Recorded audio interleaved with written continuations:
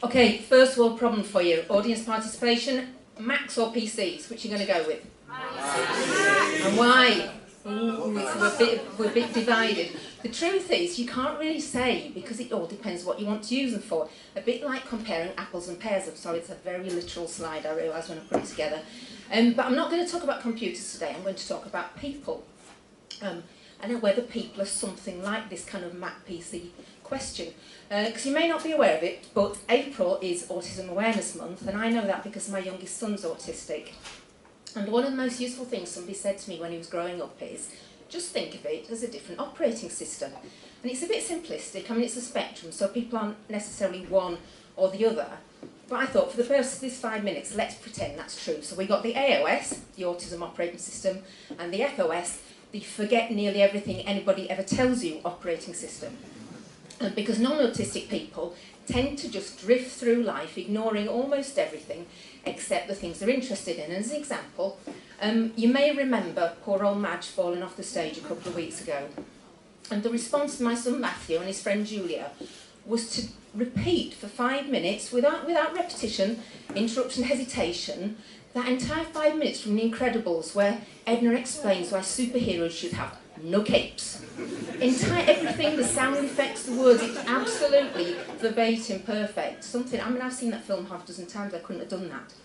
One of the downsides, though, about the kind of autism operating system, though, is that if you don't have that filter for all the world, you know, and you don't have bits you remember, bits you forget, then the world can be quite overwhelming. And quite a lot of autistic people are quite sensitive to noise and colour and so on. But on the plus side, my son Matthew quite often just laughs out loud, apparently for no reason, which is a bit disconcerting if you're sitting on the bus next to him. But his recall is so kind of vivid, it's like he's watching the film in front of him. And I guess one of the coping mechanisms for that is to find something, if you know all this detail, find something you love and really focus on it.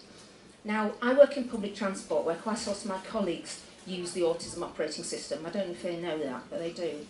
But the truth is, if you're working, putting bus schedules together or train timetables, or maybe if you're the kind of person who's coding for smartphone apps, that kind of focus and detail actually is more effective than the other sort. And just a cursory Google, or Einstein was probably autistic, some of the other people there you might know, Susan Boyle, Dan Aykroyd, Stanley Kubrick, Howard Hughes, Beethoven was, Wittgenstein, Thomas Jefferson, Mozart was there, Tim Burton, Daryl Hannah, Bill Gates, you may know, Van Gogh, and also all cats are autistic. I don't know who found that out, but apparently that's true. But one of the difficulties, if you're using that system, is the difficulty of interpreting facial expressions. Those are all smiles, but they all mean something a bit different. And if you can't interpret what's behind that, that makes the world quite a scary place. It is one of the challenges for autistic people, I think, that if you've got all this information coming from the world and you're not quite sure what the human being next to you is thinking or what their motives are, then quite often you try and make the world work in rules. And my son Matthew's very rule-bound. He wants the world to be nice and black and white.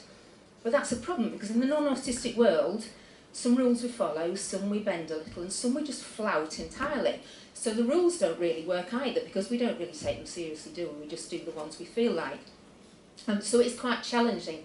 On the plus side for me is, because Matthew sees the world in black and white, he doesn't lie, he doesn't know how to lie.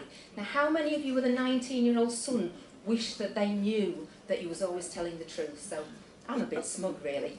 And in fact, that other myth about autistic people not being sociable, not being sensitive, not being emotional, look at them, sweeties, aren't they? So that's just drivel, it's utter drivel, so don't believe it. But it isn't all easy, and I have to say, you know, having painted this beautiful picture, bringing up an autistic child in a non-autistic world is really challenging. Bullying's really common, higher levels of depression and suicide than the general population.